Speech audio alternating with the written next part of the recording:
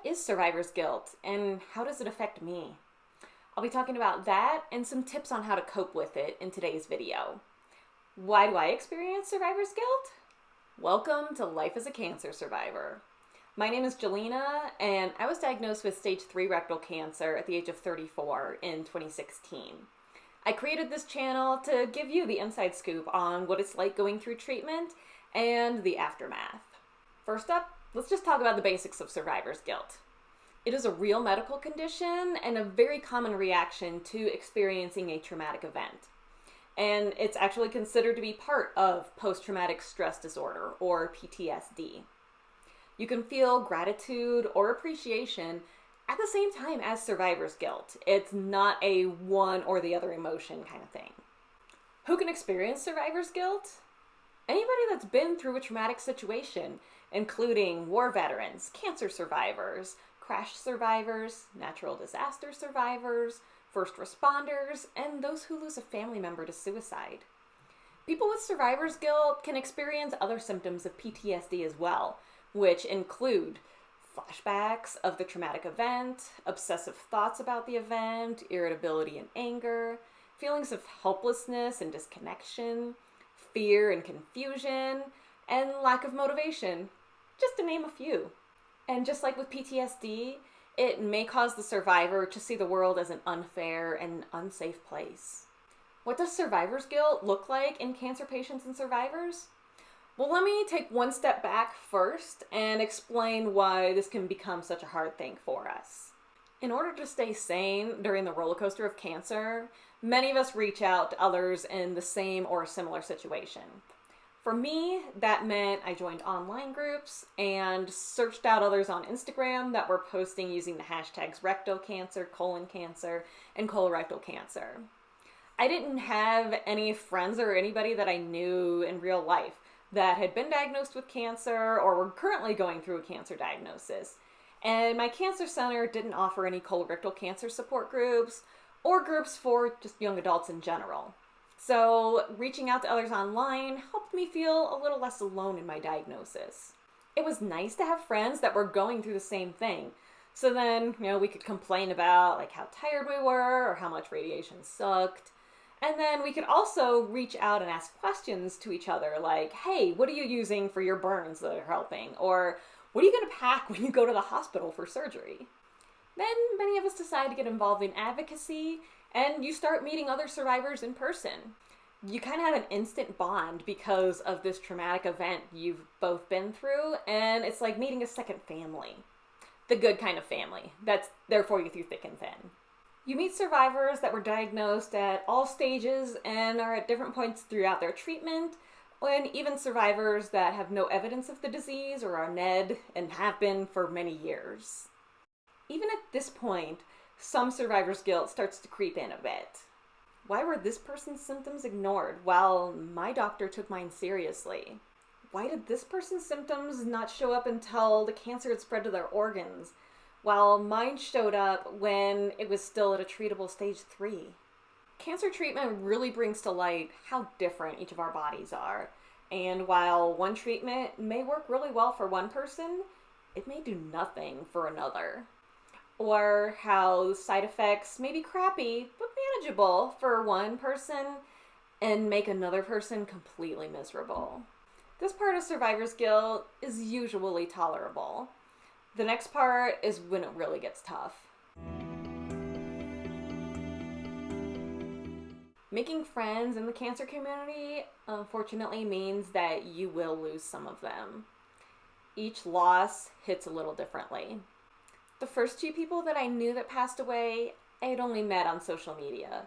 It was definitely sad, but it wasn't crippling. I would go back through their pictures and remember them smiling and enjoying life. The first one that hit me hard happened about a year after I finished treatment. I didn't even follow him on social media, but I had met his wife and one of his 2 daughters. His youngest daughter was actually just a couple years older than mine, and they had gone to Camp Kesem together, which is a camp for children whose parent has been diagnosed with cancer. When his wife posted that he had passed, it literally took my breath away for a moment, and I had that horrible sinking feeling in my stomach. All I could think about was his wife and 2 daughters that he left behind and how devastated they must be. I cried and cried for them. A year later, 2 very vocal advocates in the colorectal cancer community passed away within a couple of weeks of each other. When I first heard the news about both of them, I was just numb.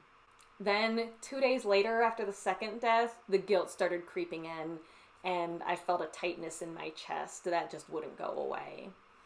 The following day, I was at the grocery store, and that tightness just started increasing. So I hurried home, threw into the refrigerator the stuff that needed refrigerated, and then raced upstairs to my bed to turn on a grief and loss meditation.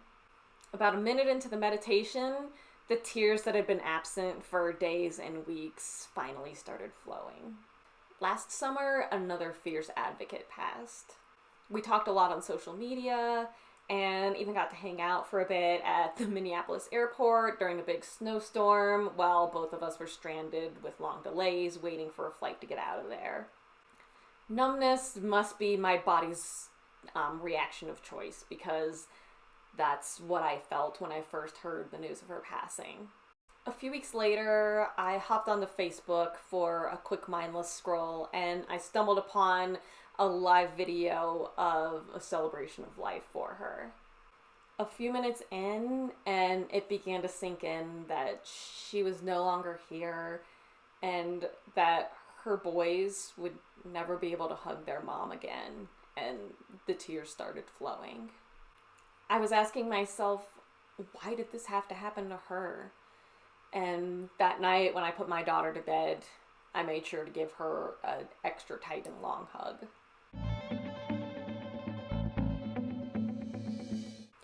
Now it's time to talk about ways to cope with this sadness and guilt. It's not a linear process, so don't assume that when you're done with one step that you're never going to return to it. The first step is to accept and allow the feelings.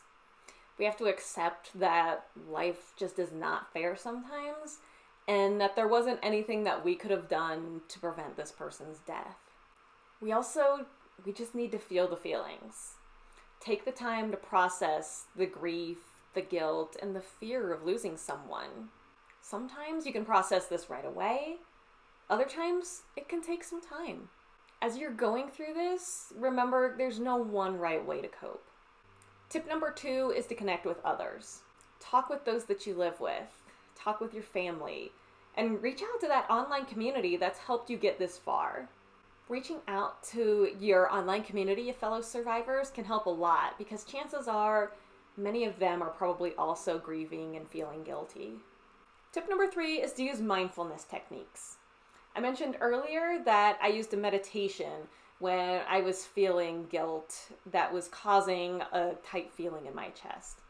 Sometimes we just need the guiding words of someone that's outside of our own head to lead us through the guilt and the grief. Or we just need someone to reassure us that what we're feeling is perfectly natural. I use the meditation app called Insight Timer because it's free and it has thousands of meditations to choose from. The dealing with grief and loss meditation that I listened to, it just clicked something in my brain so that I was no longer numb by the losses, and I was able to finally start feeling it and process them. Tip number 4 is to practice self-care.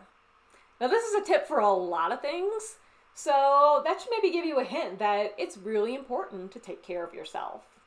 Read, take a walk, journal, listen to some soothing music, or create some art are some good ideas to get you started on doing some self-care. You have to take care of yourself in order to heal.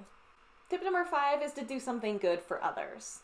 That help can come in many different forms, such as sharing your own cancer story, volunteering at a local charity, making a charitable donation, or lending support to others. Doing something good for others can help us regain control of some part of our life and help us feel a little less guilty about still being here, even though our friend isn't. If these tips don't help and you're still experiencing intense guilt or PTSD symptoms for weeks, you should consider getting some professional help. Therapy is the primary treatment for PTSD, but some people also need medication. Know that you aren't alone in your feelings of guilt for still being alive after a cancer diagnosis, even though so many others aren't. Take the time to process the grief and guilt, but then make sure that you get back to doing the things that you need to do to get through your own life.